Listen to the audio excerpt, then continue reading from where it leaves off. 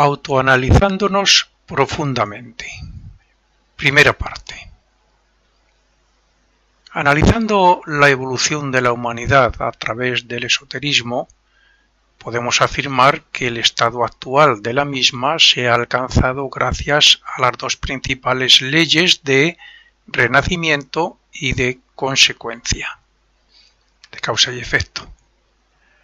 Analizándola desde el punto de vista de la misma humanidad, podríamos afirmar que ha sido gracias a la religión, al arte y a la ciencia. Pero analizándolo como individuo desarrollado psicológica y espiritualmente, tendríamos que decir que también ha sido gracias al esfuerzo y a la persistencia que cada uno hemos puesto en llevar a la práctica nuestra propia filosofía de vida basada en todo lo anteriormente mencionado. Todas las religiones de raza han tenido y tienen unas enseñanzas que han ayudado al hombre a desarrollar su aspecto interno. Y esto se ha conseguido cuando se ha llevado a la práctica su aspecto filosófico y psicológico. Todas las religiones han dejado grandes obras literarias espirituales y otras enseñanzas ocultas. Veamos simplemente la literatura y las enseñanzas de la India, del Tíbet y Occidente, por supuesto, entre otros. Otras escuelas han dejado escritos profundas filosofías o misterios, como por ejemplo en Grecia y Egipto. Y entre todas ellas se creó una nueva enseñanza basada en los símbolos, como por ejemplo la astrología, la magia, el ocultismo, la alquimia, etc. Y todo con el único fin de ayudar en la evolución de cada individuo. El hombre actual llegó a ser humano gracias a las jerarquías creadoras que, evolutivamente hablando, van por delante nuestro y cumplen el plan de Dios. Pero a partir de hacerse autoconsciente el ser humano en la época atlante, es el mismo quien se hace responsable de su destino y de su evolución, esforzándose y avanzando o no esforzándose y muriendo casi como nació. Así es que siempre hemos necesitado ayuda, tanto antes de adquirir la autoconsciencia como individuos humanos, como después de la misma. Y esa ayuda siempre ha estado a disposición del que se ha querido esforzar por ser diferente y por buscar lo elevado. Quien no progresa, no se desarrolla y no se diferencia más del grupo es porque no quiere. No se esfuerza o no comprende la manera en que esas ayudas le pueden servir. Son muy pocos los que se conforman con lo que tienen y con lo que son. Incluso los deseos de elevación temporales o los problemas y el descontento con las circunstancias que nos rodean son suficientes para hacer que nos sacrifiquemos por ser diferentes y actuar de otra manera.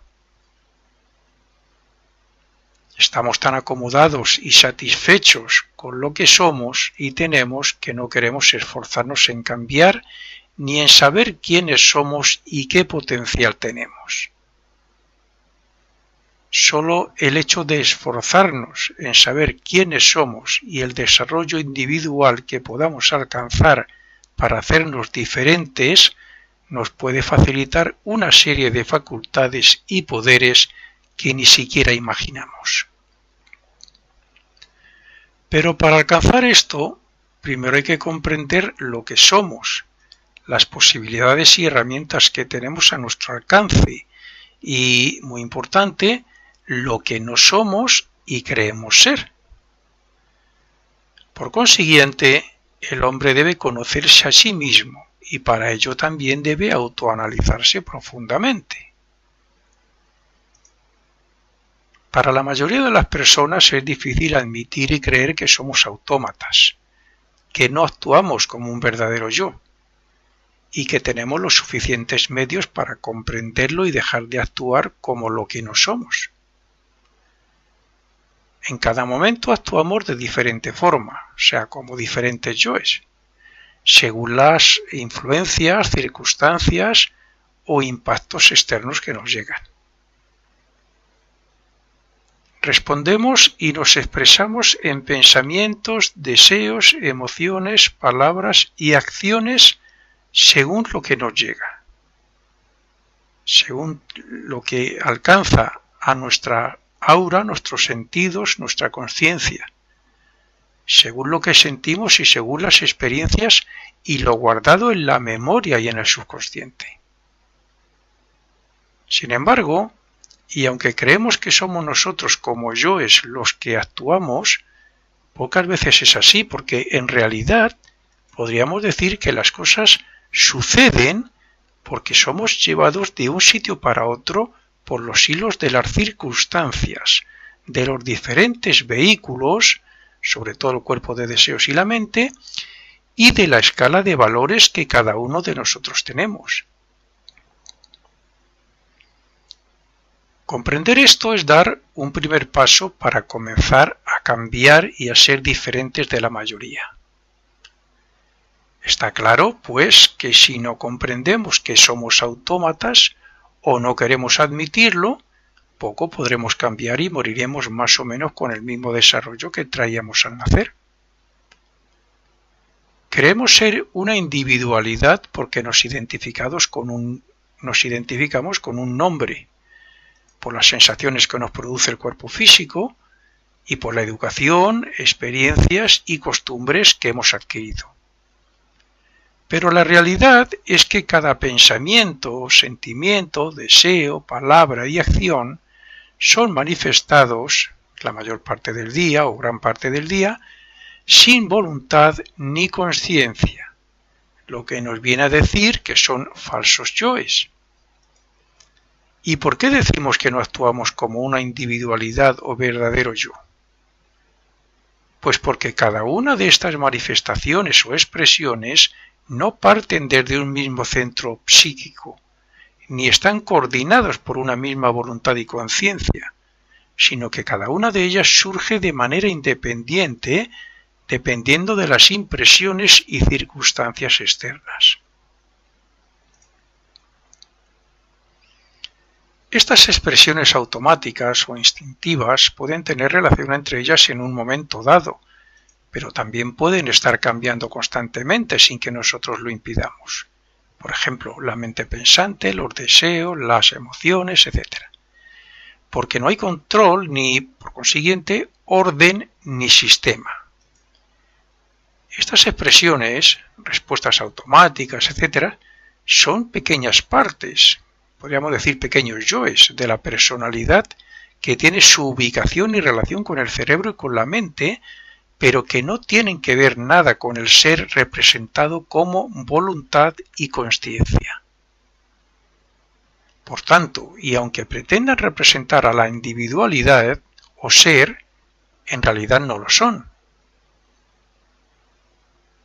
Comúnmente, cuando decimos yo o yo soy, creemos que lo estamos diciendo como el verdadero yo, como el verdadero ego o alma, sin darnos cuenta de que es la personalidad quien está suplantando a la individualidad. Así podemos afirmar, creer, ver, pensar o desear algo según lo estamos percibiendo y al rato podemos cambiar de opinión y afirmar otra cosa porque otro yo personal nos habla más fuerte y más claro. Está claro, pues, que para comenzar a cambiar hay que analizarse y hay que desarrollar todo aquello que creemos ser, o sea, una individualidad con voluntad y conciencia propia. Además, como lógico, de comprender cuáles son los poderes o herramientas que tenemos y cuáles faltan. Pero como he dicho, lo primero es admitir que lo que creemos ser no es el verdadero yo, y que tenemos que observar y analizar lo que somos para poder convertirnos en lo que aún no somos. El primer paso en este sentido es actuar como conciencia, es decir, darnos cuenta de la actividad mental que como personalidad tenemos. Veamos 3 puntos. El primero sería observar atentamente cómo respondemos a través de los diferentes cuerpos. Cuerpo mental, el emocional y el físico. Segundo sería darnos cuenta de que somos algo separado de todo eso, como voluntad y conciencia, no somos eso, sino que es algo separado. Y tercero, observar a la personalidad respecto a lo que hace, lo que sabe, dónde está, cómo reacciona, etc. Esta es la manera de hacernos conscientes de nosotros mismos como un yo, de separarnos de la personalidad y de conocernos a nosotros mismos actuando siempre que podamos como conciencia o como autoconsciencia, que es la conciencia de sí mismo. Cada uno de nosotros hemos llegado a desarrollar las bases de cada personalidad antes y después de la muerte, pero es a partir de cada renacimiento cuando, en cada vida, se forma el carácter y personalidad que confundimos con la individualidad. Pero lo mismo que cada personalidad es diferente en grado de desarrollo físico, moral e intelectual, también la conciencia o yo superior de cada uno es de diferente grado, como podemos ver en el hecho de que algunos se pueden hacer conscientes de sus actos fácilmente, mientras que otros ni siquiera admiten esa posibilidad. Cuando un aspirante a la vida superior desea llevar a la práctica estos conocimientos, tendrá que o podrá alcanzar diferente grado de conciencia dependiendo del tiempo y momentos que sea consciente al cabo del día y del alcance y profundidad de esos momentos de conciencia. Por tanto, el autoanálisis que queremos explicar aquí con la intención de ayudar al desarrollo de la individualidad lleva a la autoconsciencia de uno mismo y a conocerse y a observarse como consecuencia. Debe quedar claro que el hecho de observar el mundo que nos rodea, de recordar o de pensar, no significa ser consciente o autoconsciente, porque son precisamente esos hechos los que, por lo general, crean la ilusión de ser conscientes de nosotros cuando no es así. Yo puedo estar pintando en un momento dado uno de mis cuadros concentradamente con el pensamiento de que estoy pintando. Y sin embargo, no ser consciente de ello. Es más, por la noche puedo verme en una retrospección pintando dicho cuadro y tampoco ser consciente, puesto que solo estaría trabajando con la imaginación y la memoria. Ser consciente es cuando se está haciendo. Sin embargo, si observo atentamente mi mano mientras pinta, sin pensar, mientras pinta de una forma voluntaria y consciente, y la dirijo y controlo como una herramienta que me pertenece como yo, entonces me hará autoconsciente de ese momento presente. Y lo mismo ocurre con las palabras o con los pensamientos o con una emoción. La humanidad ha pasado por varios estados de conciencia muy similares a las de los reinos que nos siguen. Actualmente se dice que evoluciona en 2 estados llamados de sueño y de vigilia, mientras dormimos o durante el día. Pero que en un futuro también se dice que desarrollará otros superiores entre los que se encuentra el de la conciencia de sí mismo. O sea, no actuaremos de forma instintiva, ni automática, ni por hábitos o costumbre, ni nada de eso. Lo cierto es que, aunque nos parezca difícil de creer, nuestro estado de conciencia de vigilia es muy parecido al del sueño, porque, como algunos dicen hoy, en algunas escuelas, estamos dormidos. ¿Por qué digo esto? Pues porque, como he dicho antes, no somos conscientes de lo que somos y lo que hacemos como individualidad en todo momento, solo en algunos. Pocas personas y pocas veces son conscientes de lo que ocurre en ellas o a su alrededor, salvo ciertas circunstancias notables por su originalidad, emocionalidad, porque hay un peligro o porque se produce un silencio mental. Son precisamente esos esporádicos momentos de conciencia los que quedan muy claros en la memoria, pero aunque sean momentos de conciencia no tenemos control sobre ellos por lo general. Como podemos ver, si queremos ser progresivamente más conscientes, debemos eliminar de nosotros la creencia de que nos conocemos y de que somos lo que creemos ser y analizarnos detalladamente para ver cómo funcionan las partes de ese todo que llamamos personalidad.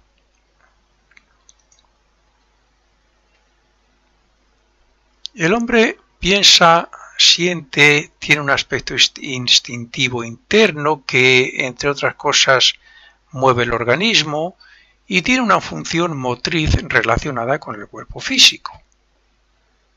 A nosotros nos interesan principalmente los aspectos del sentir, o sea, del cuerpo de deseos o emocional, como queramos llamarle, y también el del pensar, o sea, el de la mente, ya que el aspecto superior de estos cuerpos que desarrollaremos en el futuro no son tan influyentes como los otros.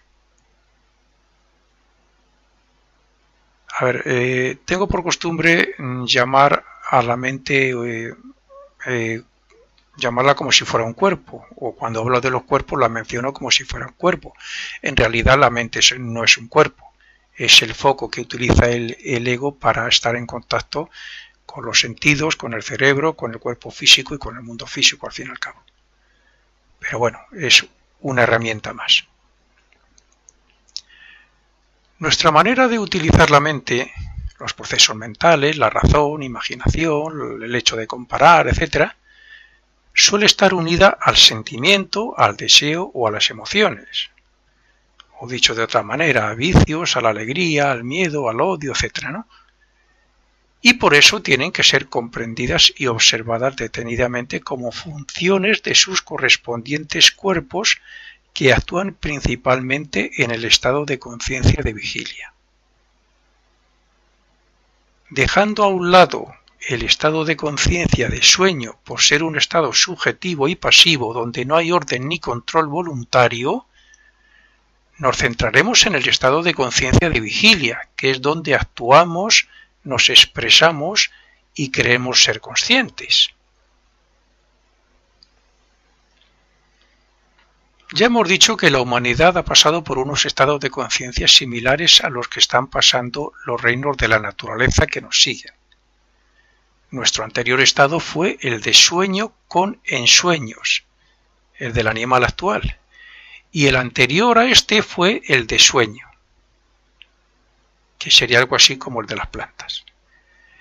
Es decir, pasamos de vivir en una conciencia vegetal sin imágenes a otra animal con imágenes en nuestro interior, o sea, de planta a animal, como ocurre en los sueños.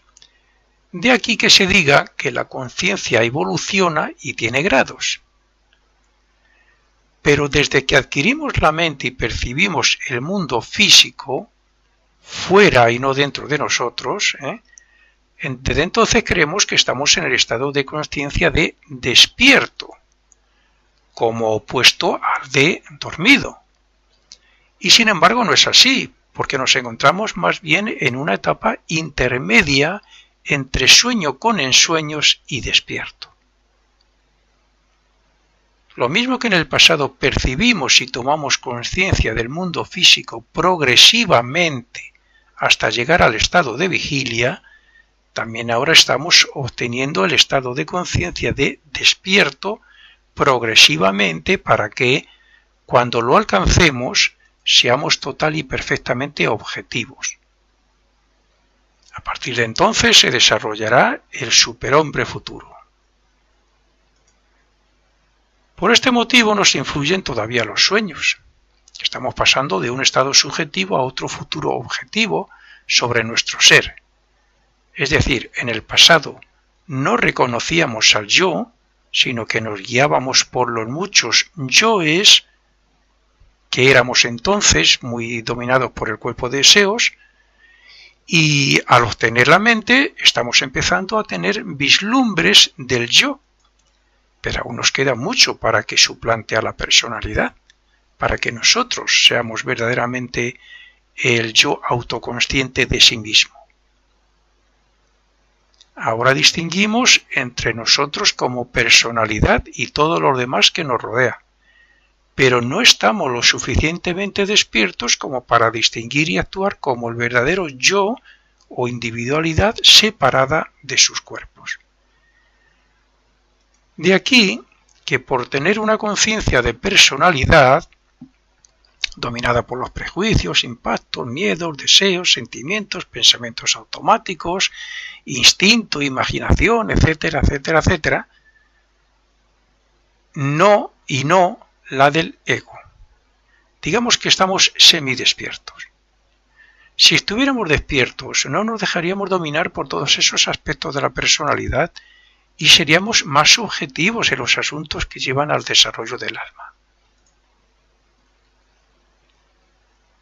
La conciencia que estamos desarrollando progresivamente en la etapa actual de la evolución se podría llamar conciencia de sí, y gracias a ella seremos objetivos respecto a nosotros mismos en un futuro próximo. Pero lo que separa estos dos estados intermedios de la conciencia son los sueños, la imaginación, el instinto, los sentidos y otros estados subjetivos de la conciencia. Pero el hombre seguirá semidormido mientras no se dé cuenta de que se encuentra en ese estado de inconsciencia de la realidad. Al igual que en el sueño no somos capaces de distinguir los sueños de lo que actualmente llamamos realidad, tampoco la mayoría de las personas distinguimos la diferencia entre la conciencia actual de semidespiertos y el verdadero despertar que nos permite ver la realidad. En el estado semidespierto podemos conocer la realidad de una forma muy relativa, pero sólo cuando alcancemos la conciencia de sí podremos conocer la realidad sobre nosotros mismos, y para ello hay que empezar por observarnos, conocernos y analizarnos profundamente. Solo en la siguiente etapa evolutiva conoceremos la realidad del mundo en que vivimos, nos movemos y tenemos nuestro ser. Para alcanzar la autoconsciencia o conciencia de sí debemos poner en acción la voluntad todo el tiempo posible, y esto dependerá siempre del dominio propio, es decir, del poder que tengamos, particularmente sobre el cuerpo de deseos y sobre la mente. Si nos preguntamos a nosotros mismos que si somos conscientes, en ese momento diremos que sí, porque la pregunta misma nos lleva a la conciencia de sí mismo, nos hace autoconscientes. Pero a continuación, seguramente que estaremos influenciados y dominados por los hábitos, la imaginación, el instinto o por la mente, que estará pensando sin control por parte de la voluntad, que es complementaria de la consciencia. Mejor dicho, lo que ocurrirá es que volveremos a estar semidespiertos.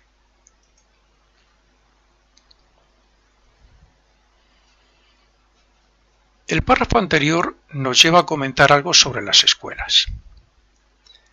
La vida es una escuela y en cada renacimiento aprendemos y elevamos la conciencia gracias a la programación, entre comillas, que traemos y que hemos asumido y aceptado antes de renacer. Pero, como todo en la evolución y como los niños en el colegio, tiene que haber medios por los cuales podamos acelerar el aprendizaje y desarrollar nuevos poderes. Las religiones y escuelas actuales, lo que llaman metafísica, el hinduismo, la teosofía, la autoayuda, espiritualidad, entre otras, pues pueden ayudar a dar un paso más hacia ese despertar futuro. Pero hay otras que ayudan a desarrollar la conciencia de sí mismo o del yo superior. Las escuelas que en ocultismo llamamos iniciáticas tienen métodos que no se pueden encontrar y no se pueden comprender con la consciencia de semidespiertos. Y por eso solo llegan a ellas los que, porque está en su destino, entre otras cosas también, los que se acercan o están preparados para ampliar la conciencia gracias a sus enseñanzas.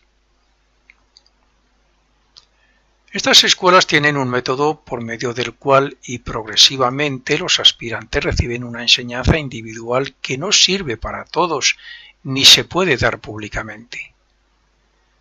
De aquí que quien en su grado de desarrollo se haya dado cuenta de que necesitan algo nuevo y superior para continuar, necesite una escuela. Otra cosa es que su voluntad se debilite o que no quieran esforzarse en seguir sus métodos y enseñanzas y se marchen. O también que una vez aprendido todo lo que creen necesario, decidan marcharse y poner en práctica esas enseñanzas toda su vida. Pero de cualquier forma, las escuelas de misterios, escuelas iniciáticas, son y serán necesarias para todos, y estar en ellas requiere mucha paciencia, persistencia, sacrificio y voluntad. Volviendo de nuevo al estudio y análisis del hombre, tenemos que decir que éste se divide en dos partes. Primera, la personalidad, que ya hemos explicado y que es el falso yo u hombre, y segunda, el ego o alma, que es el verdadero yo superior. La personalidad está compuesta de cuatro cuerpos, o tres si la mente, como he dicho antes, que sirven como vehículos para el ego. Estos se pueden cambiar, pero también perjudicar. El ego o alma es la esencia de todas las experiencias obtenidas con dichos vehículos y a lo largo de todos sus renacimientos como humano. La personalidad está compuesta por todo lo aprendido consciente o inconscientemente, o sea, por la educación, las enseñanzas, las experiencias, por imitación, por instinto, etc. Y esta se puede manifestar mejor o peor dependiendo de la influencia o poder que el ego tenga sobre ella. Por tanto, cuando el ego domina la personalidad, ésta se interesa por lo que es bueno para ella. Pero cuando domina la personalidad, ésta se interesa por lo que es malo para el ego. La personalidad es imprescindible para el ego, porque sin ella no habría evolución. Por eso, y partiendo de un equilibrio entre ambas partes, es el ego quien debe manifestarse cada vez más en la personalidad, gracias a que la personalidad trabaje para el ego.